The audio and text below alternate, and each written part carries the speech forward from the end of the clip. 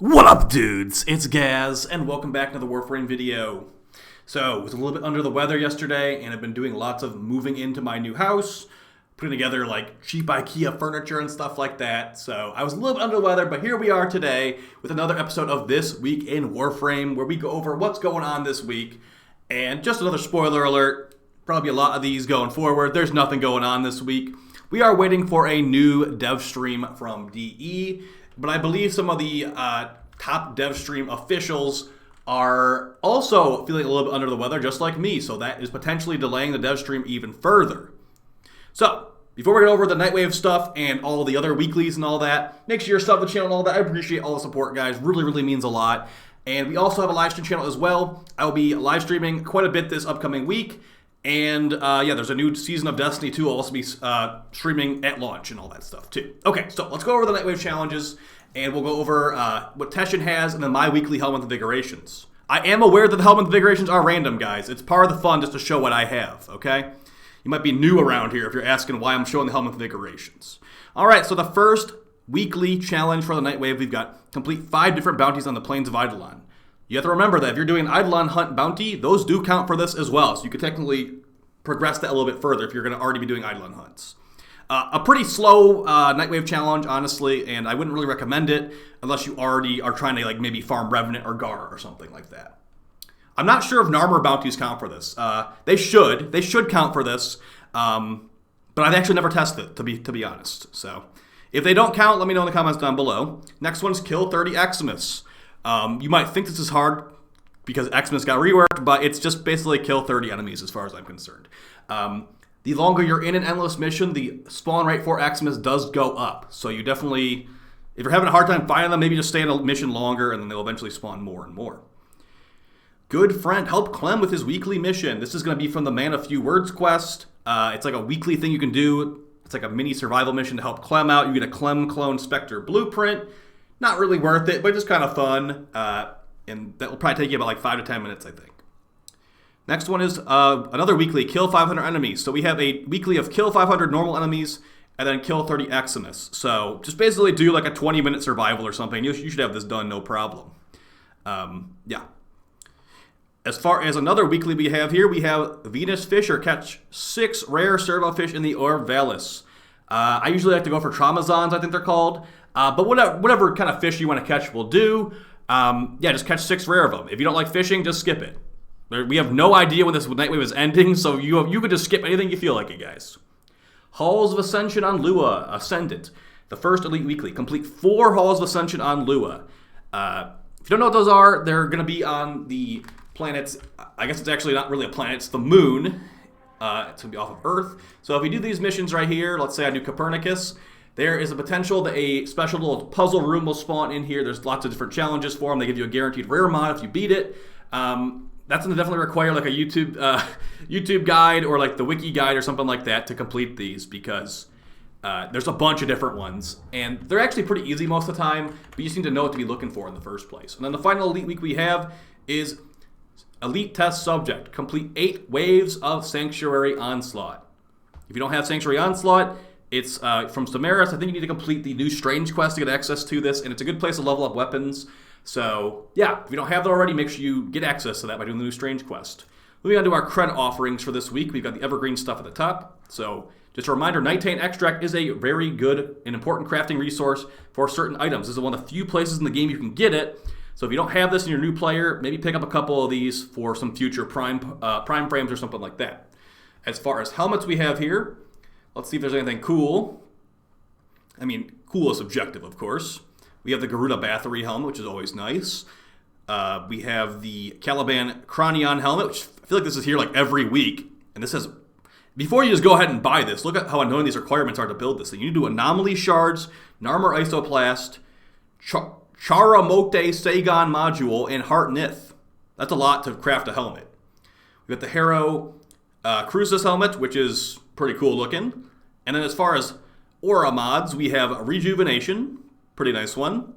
Shield Disruption, an aura that DE always forgets about when new content comes out. Steel Charge, which is a must-have if you don't have this already, so make sure you get Steel Charge if you don't have it already. 20 Nora creds for that.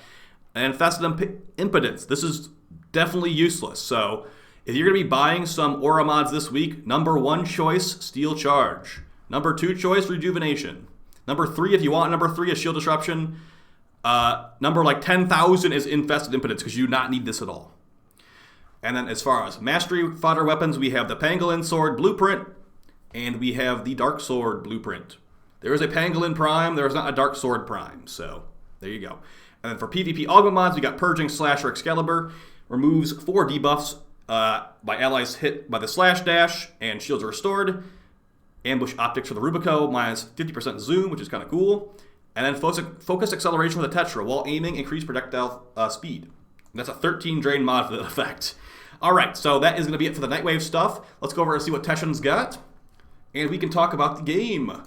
Okay, so, like I said, if you watched that video from like 2 weeks ago, or wherever it was at this point, about DE announcing there will be more changes to Void Sling in the future, after they talk about on the dev stream, we are still waiting on the dev stream announcement. I misread the patch notes, or I misread the dev post in that video, and the dev stream is an unknown date. So someone said we're waiting 3 weeks for it. That sounds pretty accurate at this point.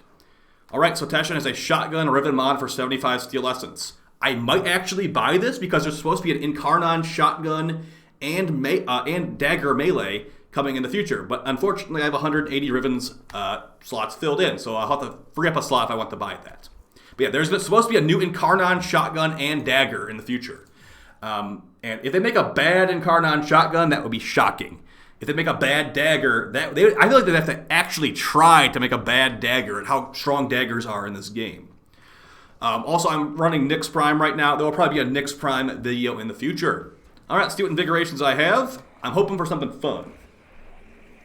Okay, so we've got Mirage, Secondary Damage, and Energy Max. Unfortunately, it's not Power Strength, but that's still pretty good if I wanted to use some of like maybe the Latum, or the Kuva Nucor, or like whatever. Like that should be pretty sweet.